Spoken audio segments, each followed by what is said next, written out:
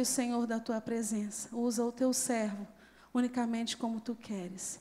Em nome de Jesus. Amém, Senhor.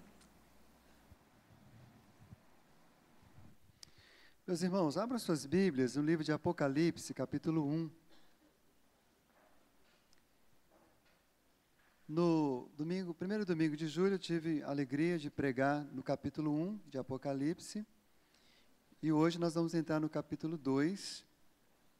E de hoje até os próximos 6 domingos, 7 contando com os de hoje, nós vamos estar ministrando os capítulos 2 e 3 do livro de Apocalipse. O presbítero Luiz Alberto pode estar aqui já ao meu lado também, por favor. Nós vamos orar também por ele. Mas eu queria que você abrisse agora no capítulo 2 e você observasse do 2 ao 3 esse tema que provavelmente está aí. Carta à igreja em... Aí vem o nome da igreja. Então, eu queria que todos lessem comigo só os títulos, só o nome das igrejas que estão aí. Então, a primeira igreja que aparece é a igreja Éfeso. Depois, Pérgamo. Vamos juntos? Vamos lá do início de novo. Éfeso, Esmirna, Pérgamo, Tiatira, Sardes, Filadélfia e Laodiceia. Então, em cada domingo, pregaremos sobre uma dessas pequenas cartas endereçadas a cada uma dessas igrejas. Hoje, nosso irmão presbítero Lula prega na carta à igreja em Éfeso. Domingo que vem eu vou pregar sobre a carta à igreja em Esmirna. E aí por diante, eu não me lembro agora a sequência toda, mas pastor Eudi, Cristine, Lenildo, Otávio, todos vão, cada um pregar numa dessas cartas. E provavelmente, quando João recebeu essa revelação de Cristo e escreveu, ele provavelmente estava pensando nessas igrejas mesmo, né? João não estava pensando na igreja presbiteriana de Jardim Camburi. João não tinha noção de quanto tempo que a igreja ainda ia caminhar como peregrina na terra. Mas o Espírito Santo de Deus estava pensando, amém, meus irmãos? O Cristo da igreja, o Senhor da igreja, ele estava pensando. Na Bíblia tem muitas simbologias, e o número 7 tem essa simbologia de completude, integralidade, perfeição. E não tem dúvida nenhuma que não era apenas uma questão de 7 igrejas geográficas, era também o entendimento que essa carta era para toda a igreja de Cristo, onde ela estivesse, em todos os tempos, em todos os lugares, em todas as épocas. Então, nós cremos que Deus quer falar com a igreja presbiteriana de Jardim Camburi, por meio desta palavra de Deus poderosa, hoje, a cada um dos domingos que vamos estar aqui. Espero que você venha todos os 7 domingos. Se você não vier de manhã, venha à noite, mexa na sua agenda, mas não falte. Se não puder vir mesmo, acesse lá o site, ouça online, mas seja abençoado por esta palavra de Deus aí no seu coração. Vamos orar. Deus, essa é a nossa expectativa, de que esta palavra que é viva e eficaz, possa, ó Deus, ser conduzida pelo poder do Espírito Santo, enquanto o teu servo prega, proclama, expõe, de tal forma com que todos nós sejamos edificados. E cada um de nós podemos ser edificados de maneiras muito diferentes. Muitos de nós precisamos nessa manhã sermos confrontados, sermos levados ao arrependimento. Muitos precisam ser consolados, muitos precisam ser renovados, direcionados. Ó Deus, que a tua palavra cumpra tudo que apraz ao Senhor nesta manhã. Abençoa o teu servo, irmão Luiz Alberto. Abençoa todos os ouvintes. Nós oramos assim, confiados no nome de Jesus. Amém.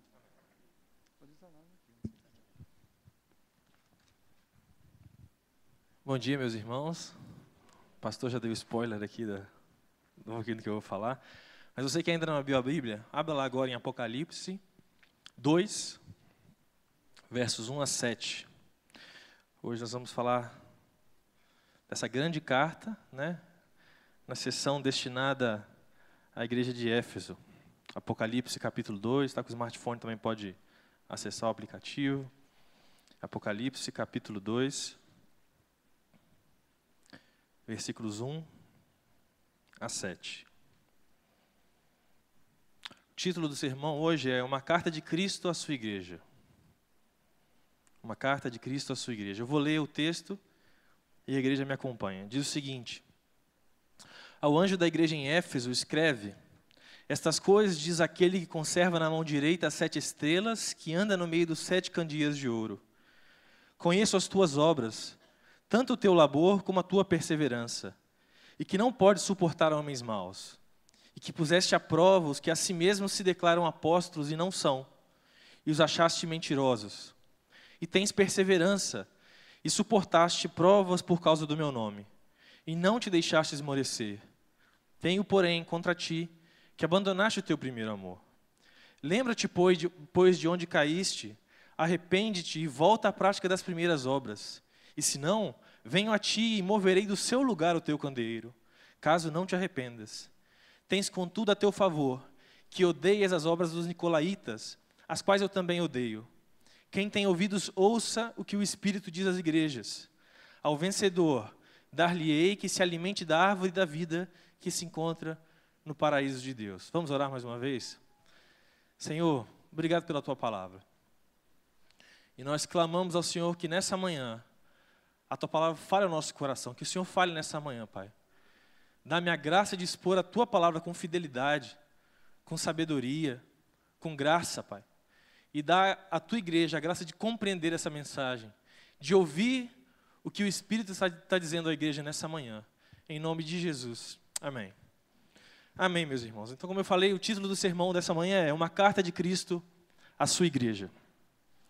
Capítulo 2, os versos 1 a 7 da carta do livro de Apocalipse, se tratam de uma carta de Jesus, não uma carta de João, mas uma carta de Jesus à igreja que estava na cidade de Éfeso, que fica hoje na atual Turquia.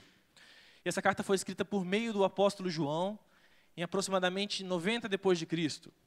João, nesse tempo, estava exilado por conta da perseguição religiosa aos cristãos, que foi debelada pelo imperador Domiciano, lá em Roma, imperador romano.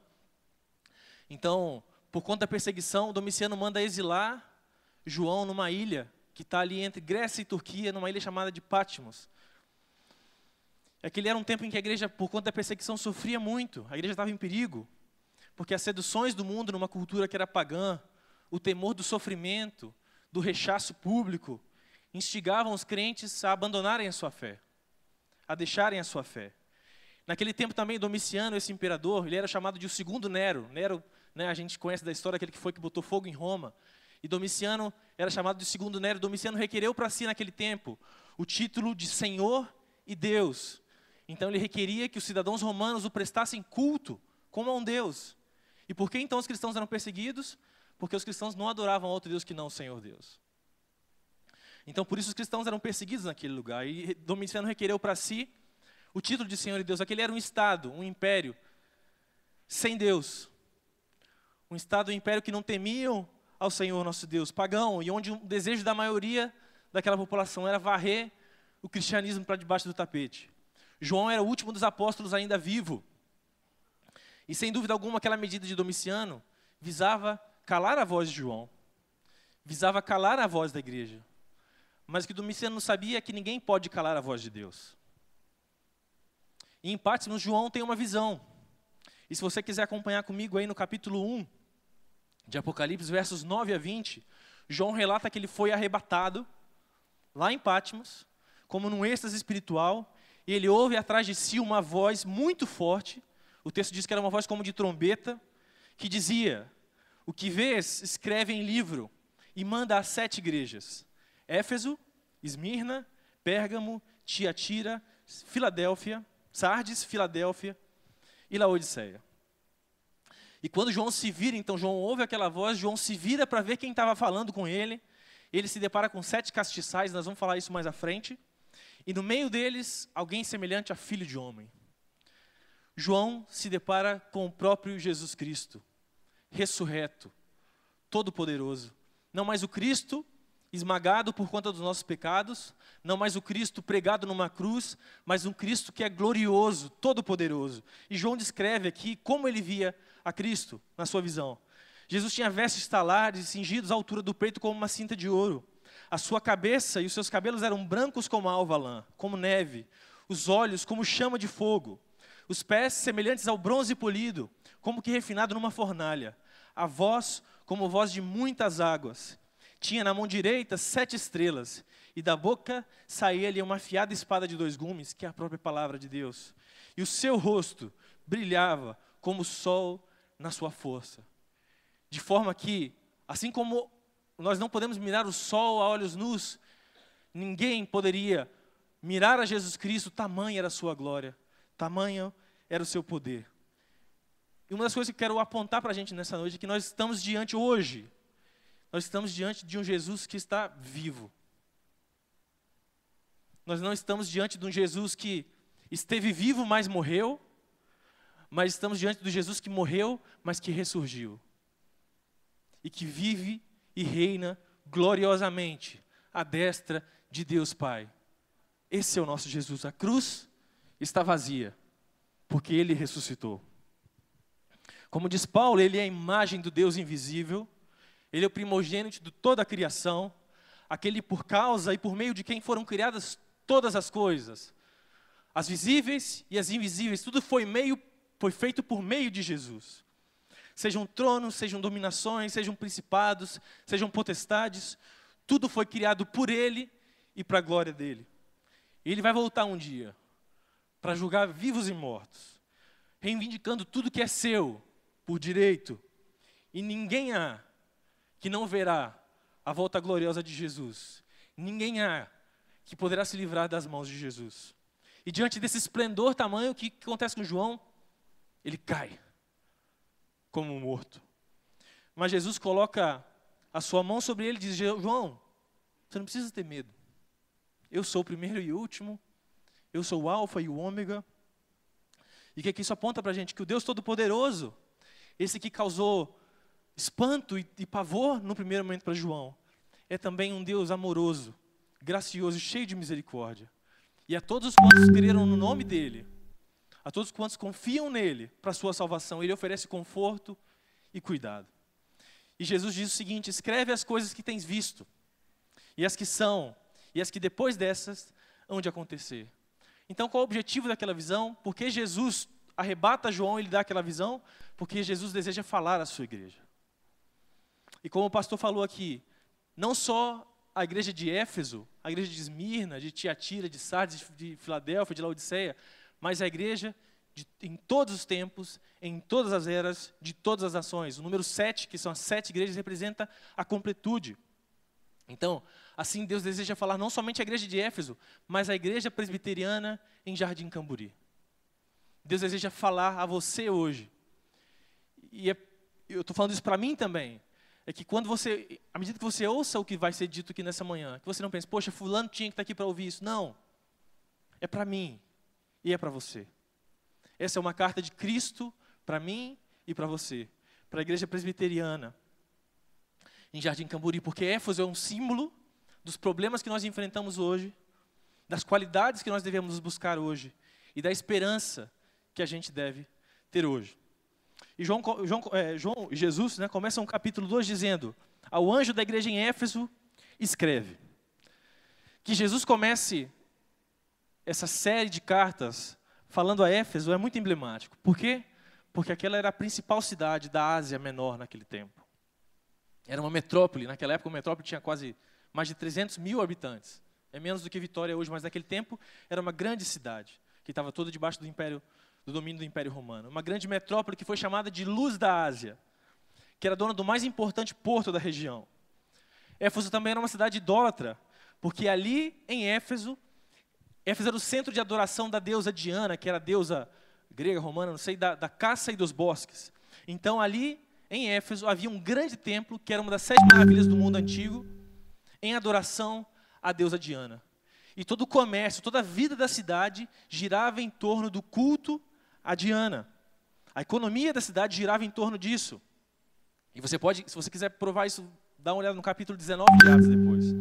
Havia ali também muita bruxaria, muita feitiçaria, muito ocultismo, muita prostituição, porque os sacerdotes de Diana usavam os atos sexuais, relações sexuais como forma de oferecer culto àquela deusa. Era uma cidade onde havia muita perseguição aos cristãos e muitas tentações. Uma cidade debaixo do jugo do pecado. Mas a palavra diz que onde abundou o pecado, superabundou a graça. E contrariando todos os prognósticos, todas as expectativas humanas, O capítulo 19 de Atos, você pode ler em casa depois, nos conta que começa ali por volta de 50, 52 depois de Cristo, o evangelho começa a florescer naquele lugar. O apóstolo Paulo vai para ali na sua viagem, na terceira viagem missionária, começa a pregar o evangelho na sinagoga dos judeus, e a palavra diz que muitos ali passam a crer no evangelho. E o que acontece, isso está relatado lá em Atos 19, é algo maravilhoso. O evangelho é pregado, homens e mulheres creem no evangelho e saíam em praça pública a confessar os seus pecados, queimando os seus livros de bruxaria, de ocultismo, confessando e honrando a Jesus como seu Senhor e Salvador. O que aconteceu em Éfeso foi um avivamento. A ponto de que o próprio comércio da cidade, isso está em Atos 20, havia um ourives chamado Demétrio, se eu não me engano, que ele estava preocupado, ele chama os outros ourives e fala assim, a gente tem que dar um jeito nesse Paulo, porque a mensagem que ele está pregando está acabando com o culto a Diana e com o comércio do que a gente faz aqui. Dos nossos badulaques aqui. O impacto do evangelho foi tão grande naquela cidade, a ponto do próprio comércio da cidade, que se baseava na venda de produtos relacionados ao culto à deusa Diana, foi abalado. Foi de fato um avivamento. E aí nascia então a igreja de Éfeso. Uma igreja cheia de ex-ocultistas, ex-bruxos, ex-bruxas, gente que adorava Diana, mas que havia tido uma experiência radical com Jesus Cristo. E que agora estava cheia do Espírito Santo. E a partir daquela igreja, muitas outras igrejas foram plantadas. A gente tem uma congregação em Chácara Parreiral, outra em Santa Maria. Estamos nos esforçando para ser uma igreja que planta igrejas. E Éfeso era um exemplo de uma igreja que plantava igrejas. Muitas outras igrejas, a partir da igreja de Éfeso, foram plantadas naquela região. Aquela era uma igreja proeminente, uma igreja forte. Por quê? Porque havia experimentado o evangelho de forma profunda e tremenda. Alguns anos depois, 9 anos depois, em 60 depois de Cristo, Paulo agora escreve a igreja que ele viu nascer. E essa é a carta de Efésios. E curiosamente, Paulo parece que ele não quer tratar nenhum problema específico. Não havia uma volta às obras da lei, como acontecia com os Gálatas. Não havia problemas de relacionamento na igreja, como havia entre os coríntios. Mas Paulo, então, parece que prega um sermão àquela igreja, exaltando aquela igreja e glorificando a Deus por aquela igreja, pelo seu vigor, pela sua força e pelo amor que eles tinham a Deus e ao próximo. 10 anos depois, aquela igreja se mantinha fiel. E Paulo, então, elogia aquela igreja pelos seus esforços. E agora a gente dá mais um salto no tempo, para 30 anos depois da carta de Efésios. Agora a gente está em 90 depois de Cristo, e João, exilado, tem uma visão na qual Jesus lhe diz, escreve a igreja de Éfeso. Eu quero falar daquela igreja, aquela mesmo que nasceu no avivamento, aquela que era vigorosa, forte, que recebeu elogios de Paulo. Jesus quer falar àquela igreja. E ele quer falar àquela igreja para oferecer àquela igreja 5 coisas. Como é que está aí aquela igreja? A gente vai descobrir agora. E Jesus quer falar àquela igreja para oferecer 5 coisas àquela igreja. Segurança, encorajamento, repreensão, segunda chance e esperança. Segurança, encorajamento, repreensão, segunda chance e esperança. Em primeiro lugar, Cristo escreve àquela igreja, a igreja de Éfeso, e Cristo escreve e fala à IPJC nessa manhã para nos oferecer segurança e certeza da sua presença. Meus irmãos, Jesus não abandona a sua noiva. Jesus não pede divórcio da sua noiva. Jesus é fiel. Jesus não deixa a sua igreja. Passam-se décadas, séculos, milênios, e Jesus não desampara a sua igreja. E aqui, a partir do verso 1, diz o seguinte, o anjo da igreja em Éfeso escreve, o anjo é o bispo, o pastor daquela igreja. Estas coisas diz aquele que conserva na mão direita as 7 estrelas e que anda no meio dos 7 candeeiros de ouro. E Jesus então se apresenta como aquele que conserva nas suas mãos as 7 estrelas e que anda no meio dos castiçais do candeeiro. Quando a gente analisa o verso 20 do capítulo 1, você pode acompanhar comigo aí, diz o seguinte: ó, quanto ao mistério das 7 estrelas que viste na minha mão direita, e aos 7 candeeiros de ouro, as 7 estrelas são os anjos das 7 igrejas, são os líderes das igrejas, e os 7 candeeiros são as 7 igrejas. E Jesus aqui então nos lembra algumas verdades das quais a gente tem se esquecido. Em primeiro lugar, é que Jesus está presente no meio de nós, aqui e agora. Jesus não é um espectador celestial, divino, do culto que está sendo prestado aqui, dos louvores que foram cantados, da palavra que está sendo pregada, Jesus está aqui. E isso deveria mudar a percepção que nós temos do próprio culto, desse momento aqui. Isso deveria fazer com que nós fôssemos mais reverentes. Quando eu falo de reverência, não falo de ser quadrado, tá? Não falo de seguir ritos, não. Mas de perceber a beleza desse momento. A beleza do culto a Deus. Porque Jesus está aqui. E não somente está aqui, como Ele está caminhando no meio da igreja. Jesus está caminhando no meio de nós. O Deus ressurreto, aquele que venceu a morte e o pecado, está aqui nessa manhã. Isso deveria abrir os nossos olhos, mudar a nossa percepção do que está acontecendo aqui agora. Talvez como João, cair como morto, diante da beleza, do esplendor, do Filho de Deus que está aqui, não de forma figurada, Ele está aqui, porque assim a sua palavra o diz. E, infelizmente, a igreja perdeu o senso da presença de Deus no meio de nós. E é por isso que a gente, às vezes, é tão desleixado. Um tempo atrás, eu ouvi um pastor postando no Facebook: se eu te dissesse que Jesus, em pessoa, vai estar na sua igreja nesse domingo, você faltaria? Eu falei, provavelmente não. E Ele está aqui. Ele está aqui. E por que Ele está aqui? E por que Ele caminha no meio de nós? Porque Ele quer nos exortar, Ele quer nos encorajar, Ele quer nos renovar, Ele quer nos disciplinar, Ele quer falar ao nosso coração, Ele quer estender a sua graça àquele que ainda não conhece. Ele está aqui, caminhando no meio de nós, porque assim Ele o diz na sua palavra. Mas Cristo não somente está aqui caminhando no nosso meio, como Ele oferece para a gente nessa manhã a certeza de que nós estamos guardados na sua mão, na palma da sua mão. Capítulo 1 ele fala que Ele tem na sua mão as 7 estrelas. No capítulo 2 ele diz que Ele conserva na sua mão as 7 estrelas, que são os líderes dessas igrejas. E a igreja por consequência. Não somente tenho na minha mão, como eu conservo na minha mão. E porque Jesus me conserva na mão dEle, na palma da mão dEle, é que eu tenho a certeza de que nunca, nem fome, nem nudez, nem perigo, nem espada, nem morte, nem vida, ninguém poderá me separar do amor de Deus. Igreja Presbiteriana do Jardim Camburi, você está guardada nas mãos de Deus. Então Cristo nos escreve para oferecer segurança e a certeza da sua presença. Que a gente perceba, meus irmãos, o esplendor desse momento. Que os seus louvores ganhem nova vida. Que a sua atenção à palavra seja redobrada, porque é Cristo quem fala, por meio da sua palavra. Em segundo lugar, Cristo escreve para oferecer à igreja de Éfeso e à IPJC encorajamento. Cristo elogia a sua igreja. Cristo olha para a sua igreja, conhece o coração da sua igreja, conhece a essência por detrás de toda a sua atividade e reconhece virtudes naquela igreja. E no caso de Éfeso, Jesus destaca 3 características principais. Vamos ler comigo aí. Diz o seguinte, verso 2.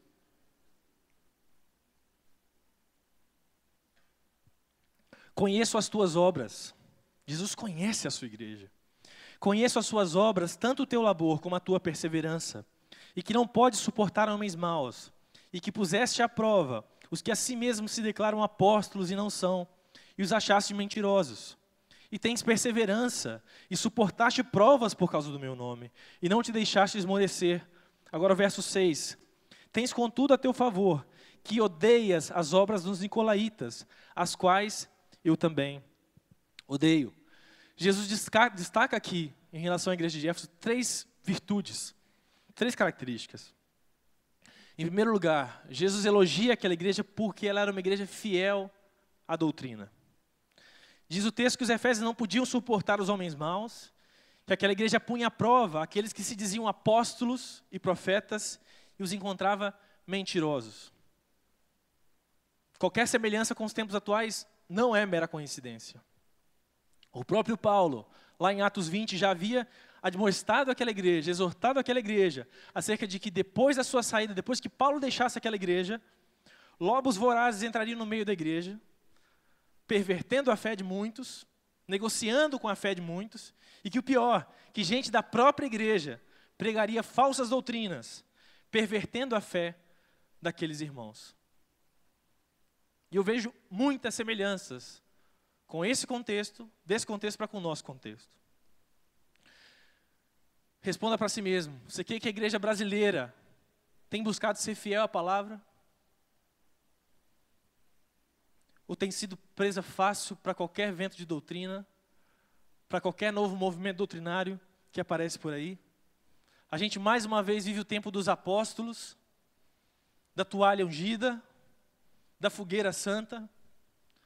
Vivemos numa cultura em que mais vale o sentir do que o crer, e muitas vezes para nós como crentes, mais vale sentir um arrepio, um frio na espinha, do que sermos fiéis à palavra revelada de Deus. E isso é um exemplo do que acontece em toda a cultura, em tempo de... Tem um festival que Skull Sensation, não é isso? O mote do nosso tempo é sentir. Se eu sinto, então, e me faz bem, então está tudo certo. E a igreja então segue nadando na direção da maré. E a igreja de Éfeso era muito cuidadosa em relação a isso.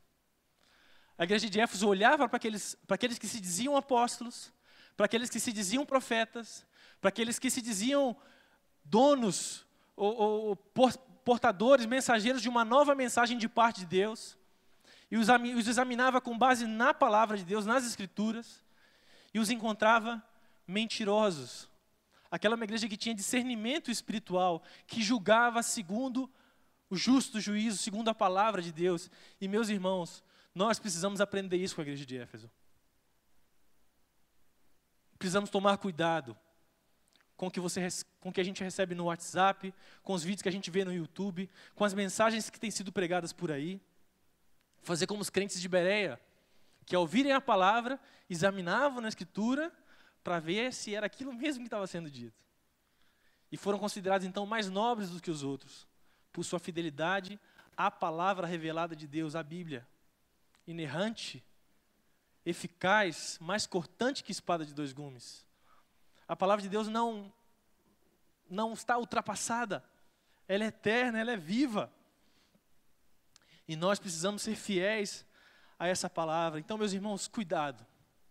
Ponhamos à prova a partir da Escritura, não a partir do que eu penso ser correto ou não, mas a partir da palavra, aquilo que a gente tem ouvido. Tenhamos cuidado com os apóstolos modernos, com os falsos profetas, com as falsas profecias, com as falsas teologias, com as ofertas de bênção, em troca de ofertas generosas, com os exageros, com os misticismos, com as quebras de maldição a granel, com as curas aos montes. Precisamos ter discernimento espiritual, porque nem tudo aquilo que tem um rótulo de cristão, de evangélico, é de fato evangélico. Diz respeito ao evangelho, glorifica a Deus. Tenhamos cuidado, meus irmãos. Sejamos fiéis à palavra. Não a palavra de nenhum homem, mas a palavra de Deus. A gente deve se cuidar também daquelas doutrinas que afrouxam as exigências morais da palavra de Deus. O verso 6 fala que Cristo elogia a sua igreja porque aquela igreja odiava as obras dos nicolaítas. E quem eram os nicolaítas?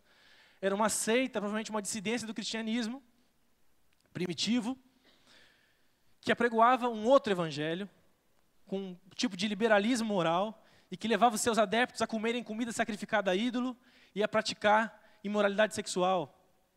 E hoje há movimentos saídos de dentro da igreja evangélica, como está chamado teologia inclusiva. Se você quiser pesquisar, pode pesquisar depois. Que é uma abordagem segundo a qual, se Deus é amor, Deus aprova todas as relações humanas, seja quais forem, desde que haja sentimento. Isso está no meio de nós.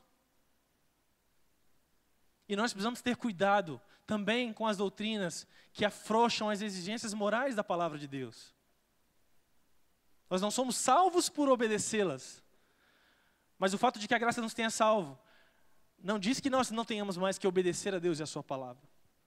E agora eu quero falar especialmente à nossa liderança, pastor Ronildo, pastor Eudi, aos presbíteros, diáconos, líderes de ministérios dessa igreja, uma terceira coisa que a gente deve se cuidar, do pragmatismo. Meus irmãos, a gente não está aqui para agradar pessoas. Nós estamos aqui para glorificar a Deus.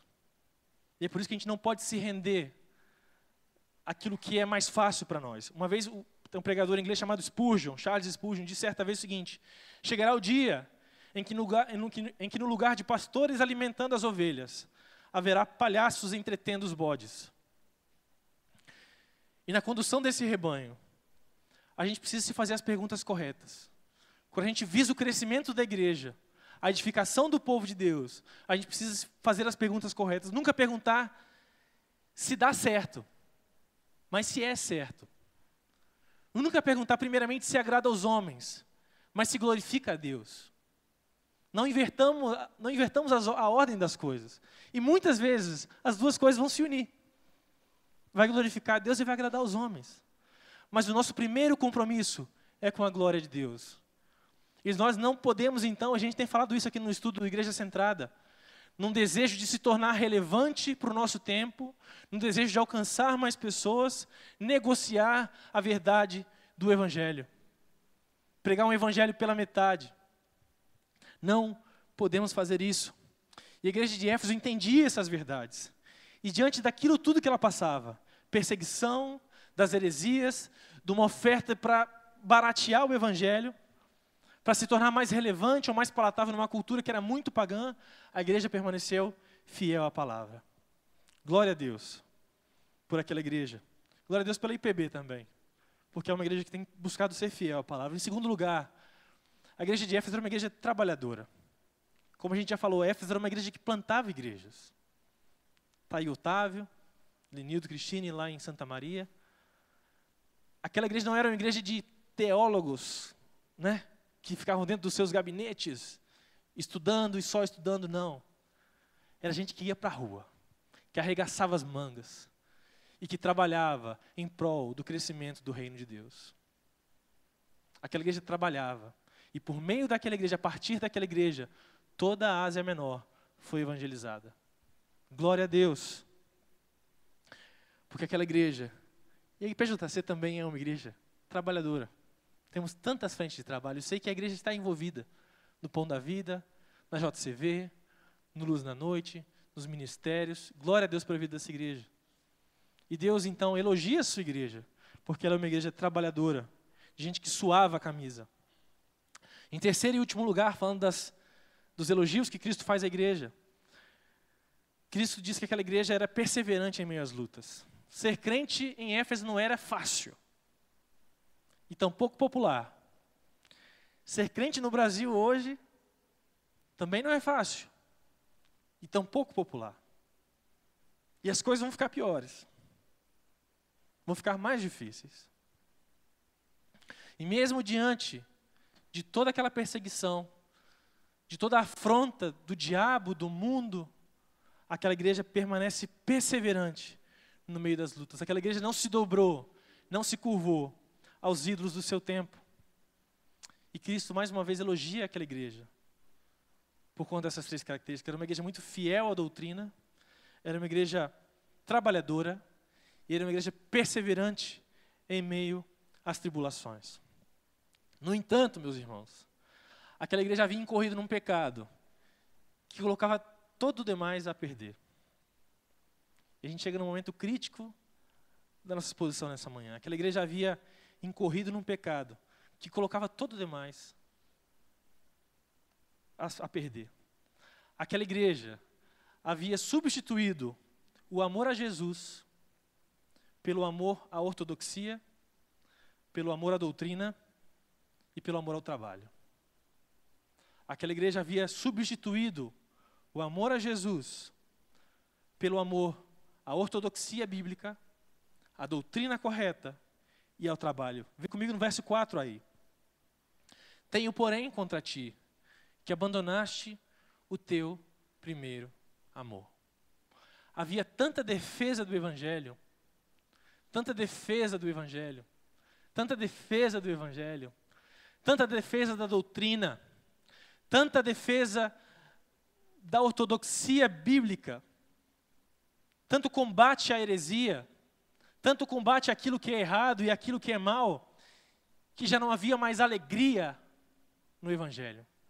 Havia tanta defesa do Evangelho e combate à heresia que já não havia mais gozo no Evangelho. Já não havia mais alegria no Evangelho. A doutrina se tornou um fim em si mesmo, e não um meio para glorificar a Deus e para servir ao próximo. Eu sei que muitas pessoas têm calafrio só de ouvir a palavra doutrina. Assim, doutrina, essa coisa de teólogo, de intelectual. Meus irmãos, a doutrina é bênção. A doutrina sistematiza aquilo que a palavra de Deus diz.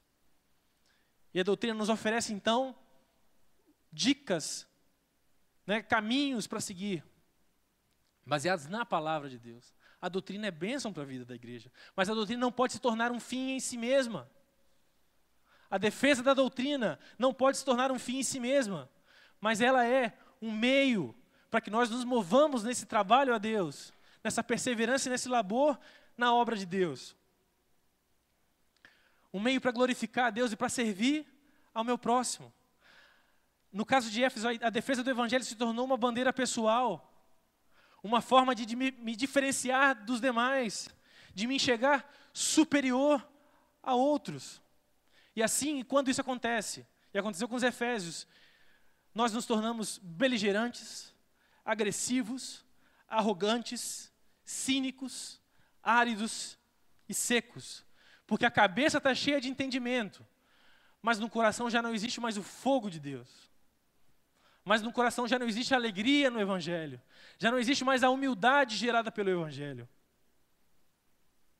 A cabeça já está cheia de luz, mas já não há mais fogo no coração. Aquelas pessoas conheciam a Bíblia de cabo a rabo, mas não se deleitavam em Jesus. Aquela igreja, infelizmente, havia se tornado farisaica. Linda por fora, mas podre por dentro. Viva por fora, mas morta. E quais são as marcas de um coração efésio? Quais são as marcas de um coração legalista, moralista, fariseu? Em primeiro lugar, uma vida de oração pobre, sem alegria. O fariseu, ele ora, e pouquíssimo tempo de se alegrar na presença de Deus. As suas orações são geralmente de pedido de perdão de pecados, de pedido em favor de alguma causa que ele está buscando, mas poucos são os momentos, ou nenhum é o momento em que o fariseu se dobra diante de Deus para simplesmente desfrutar da presença de Deus, para se alegrar na presença de Deus.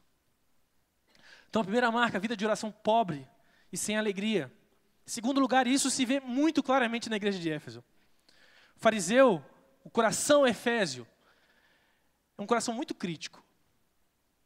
É uma pessoa que sempre tem uma crítica na ponta da língua, que sempre vê o defeito do outro, mas que já não consegue ver o seu próprio defeito.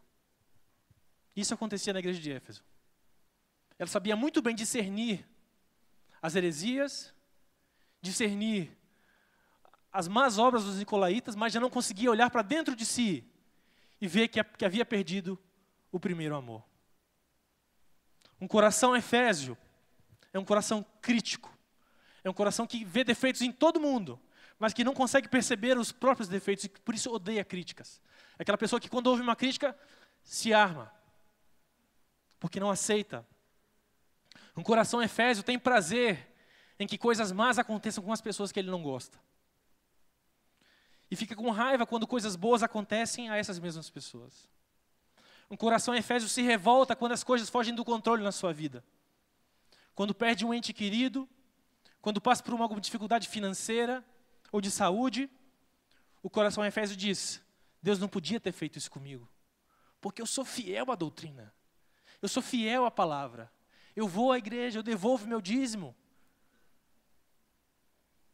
eu tenho feito tudo direitinho. Deus não podia ter feito isso comigo. Então o coração Efésio coloca Deus contra a parede, achando que Deus lhe deve alguma coisa. O coração Efésio tem pouca ou nenhuma inclinação ao pobre, mas gosta de dialogar somente com aqueles que são seus. E eu pergunto, meus irmãos, qual será o problema? É a teologia? E eu digo para vocês, absolutamente não. Não é. O problema da igreja não é a doutrina. O problema da igreja não é a teologia. Eu acho sim que a nossa teologia, principalmente a teologia reformada, ela tem alguns gatilhos que são perigosos. Entendam o que eu quero dizer. A doutrina reformada, essa mesma que amolece o nosso coração, que deveria amolecer o nosso coração, porque tem uma ênfase muito grande na graça de Deus, ela é também intelectualmente muito satisfatória. Para quem lê algumas coisas aí, sabe que o calvinismo, a doutrina reformada, se propõe a ser uma cosmovisão, uma visão de mundo. E dá respostas não somente para a forma como eu me relaciono com Deus, ou me dá um entendimento, não somente me dá um entendimento a respeito de como eu sou salvo, de como eu devo me relacionar com Deus, mas também diz respeito a como eu devo me relacionar com a vida ao meu redor, com as esferas da vida, com o meu trabalho, com as artes, com a ciência, com a sexualidade, em todas essas coisas. Então essa mesma doutrina, ela também é intelectualmente satisfatória. Ela é um sistema de pensamento que busca dar resposta não somente às questões inerentes à minha salvação, mas também à relação dos cristãos com outras esferas da vida. Existe um grande risco nisso.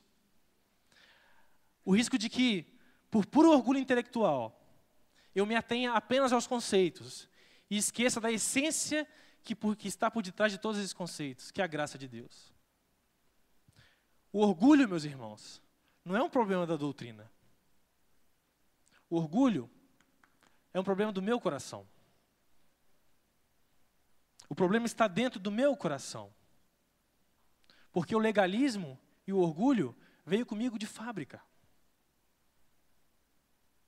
Não há nenhum de nós aqui que não seja um legalista por natureza. Porque todos nós nascemos e crescemos acreditando que se nós nos comportarmos bem, que se nós formos fiéis à doutrina, à palavra e a Deus, então Deus precisa nos honrar. Todos nós nascemos e crescemos, achando que se eu me comporto bem, se eu devolvo meus impostos, se eu sou um homem de respeito e uma mulher de respeito, coisas boas devem me acontecer. O legalismo é o modus operandi do coração do homem. É o modo default do coração do homem. O homem nasce um legalista. Todo mundo resiste à ideia da graça. Todo mundo resiste ao Evangelho. Por quê? Porque o Evangelho, ele sim me oferece esperança. Mas antes de me oferecer esperança, ele diz coisas terríveis a meu respeito. Ele diz que eu sou tão pecador que Jesus precisou morrer no meu lugar para poder perdoar os meus pecados. Que eu sou tão pecador que eu não posso me aproximar de Deus e ser aceito por Deus com base nos meus méritos. E todos nós, sem exceção, antes de que Cristo nos encontrasse e nos chamasse, todos nós resistíamos ao Evangelho, porque o nosso coração é legalista. O problema não está na doutrina, mas a doutrina muitas vezes dispara, e qualquer que seja a doutrina, dispara gatilhos para o nosso coração legalista. E nós precisamos ter cuidado com isso, meus irmãos. E o que é o fariseu, ou o que é o efésio, senão um legalista, como todos nós, que usa a doutrina para se crer superior aos outros. Ou que usa a defesa da fé e seu apego pela doutrina para crer que ele merece então a preferência de Deus. Eu quero dizer uma coisa, inclusive há muitos fariseus que pregam o evangelho de púlpito. A gente tem um fariseu bíblico, aquele que gostava de condenar. Mas tem muito fariseu. E todos nós que pregamos o evangelho aqui na frente temos que ter muito cuidado com isso. Tem muito fariseu pregando o evangelho, pregando a salvação pela graça. Porque muitas vezes eu prego que nós somos salvos pela graça, de que em mim não há mérito algum. E quando eu saio daqui, o meu coração se ensoberbece, porque olha, como eu entendo bem o Evangelho. E aqueles meus irmãos não entendem nada. Como eu estou no estágio mais avançado em relação à compreensão do Evangelho. Inclusive o Evangelho pode se tornar um meio para que o coração do homem se orgulhe.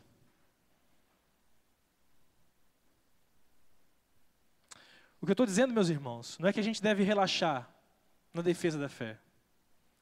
Não é que a gente deve abandonar a ortodoxia bíblica, mas que a gente precisa ordenar as coisas do nosso coração. A doutrina e a vida precisam andar juntas. A graça precisa temperar todo o meu comportamento.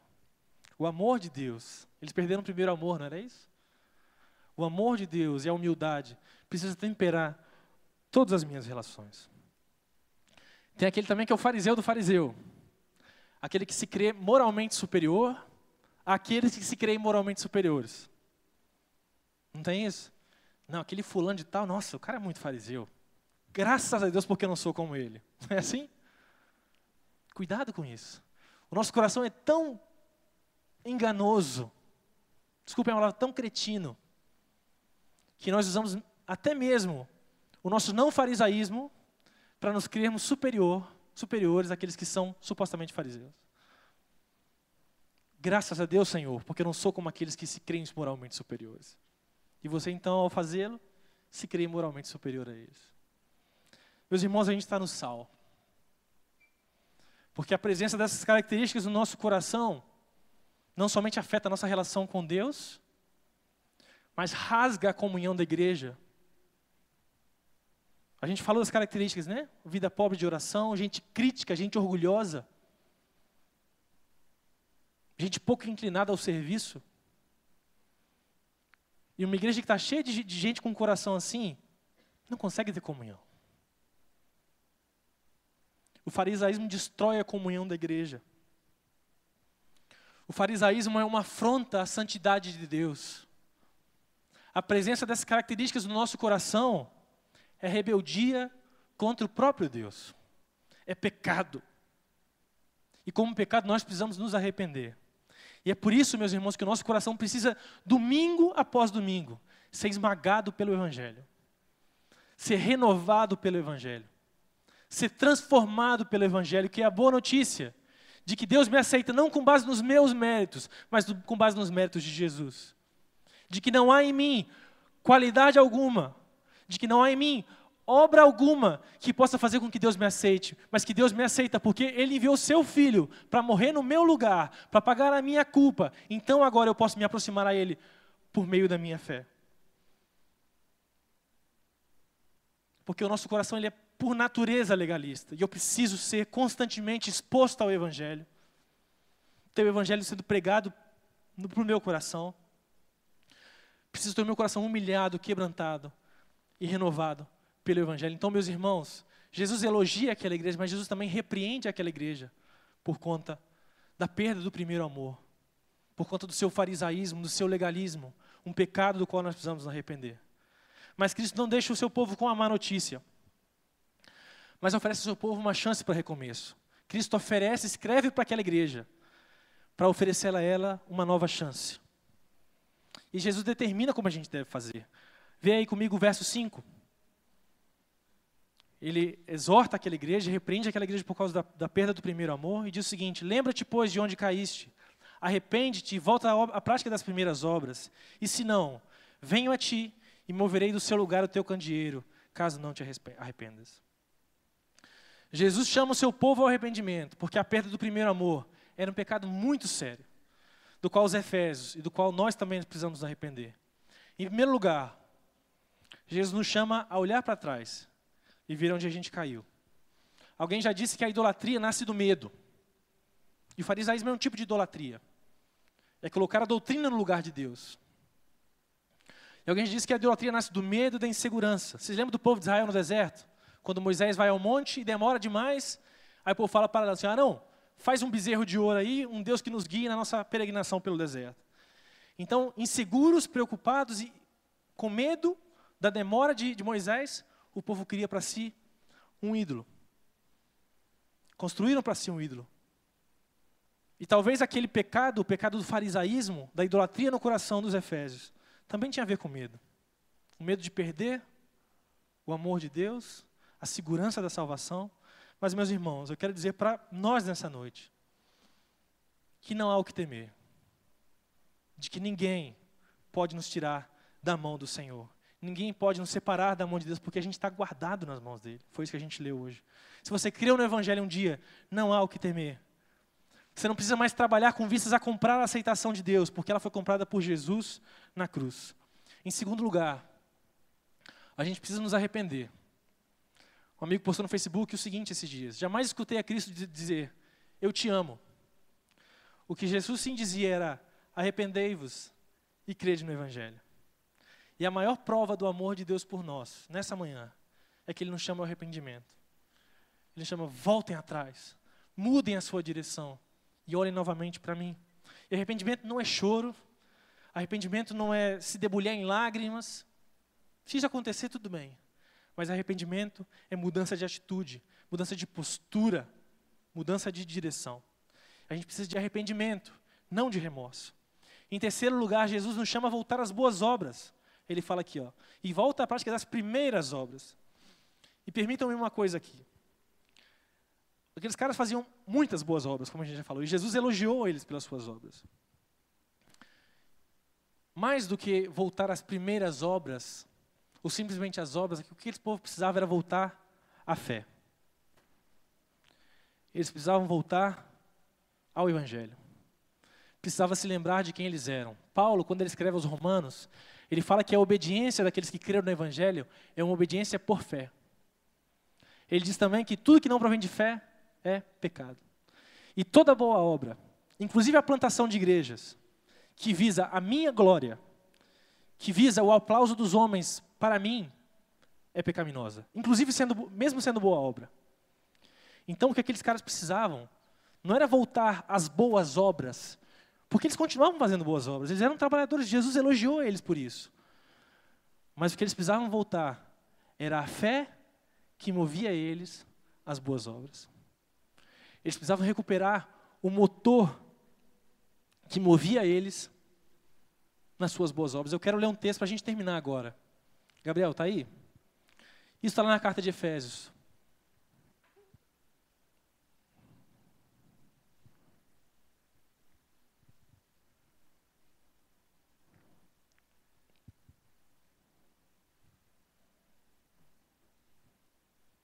Foi?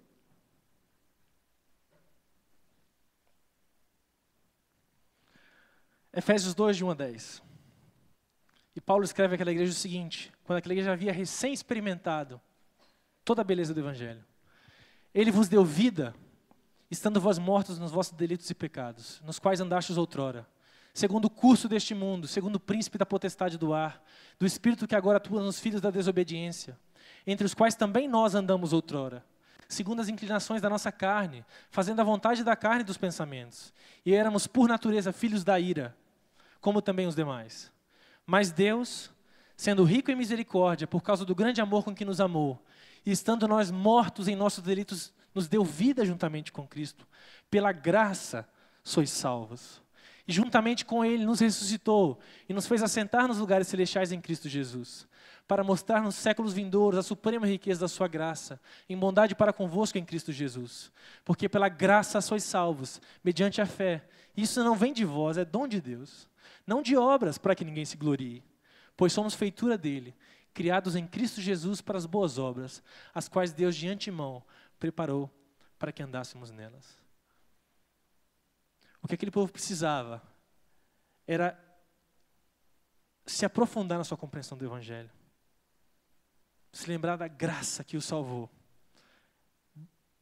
Eles eram bruxos, bruxas, feiticeiros, ocultistas, gente que vivia em prostituição, e Deus os chamou, os tirou do império das trevas e os trouxe para o reino do Filho do seu amor. E o que aquele povo estava fazendo então era substituir uma idolatria por outra. mas precisavam agora voltar a andar em linha com o Evangelho e se lembrar de que são salvas por graça. E a gente precisa fazer isso nessa manhã, meus irmãos, porque se a gente não fizer, Cristo nos adverte que Ele removerá a igreja do seu lugar. A igreja de Éfeso não existe mais.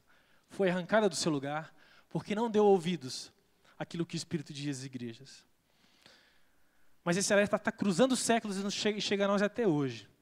Então, meus irmãos, ouça o que o Espírito diz às igrejas. Cristo, em último lugar, oferece esperança para o seu povo. Aquele que ouve essa promessa, esse alerta, ele promete dar-lhe-ei a comer da árvore da vida que está no meio do paraíso de Deus. E vocês sabem quem tem direito à árvore da vida?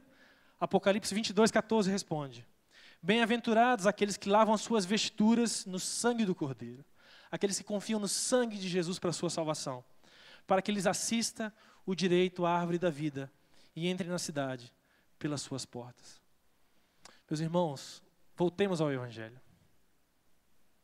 Não como mero sistema de pensamento, não como mera doutrina, mas como mensagem que esmaga o nosso coração, porque nos lembra que nós somos pecadores salvos pela graça de Deus. E que a verdade do Evangelho nos afaste para longe do esfriamento, para longe da perda do primeiro amor. E que nós vivamos, então, em obediência por fé, glorificando a Deus e abençoando a vida daqueles que nos cercam. Que Deus nos abençoe. Amém? Queria chamar o Tobias aqui à frente agora, a gente vai cantar um cântico.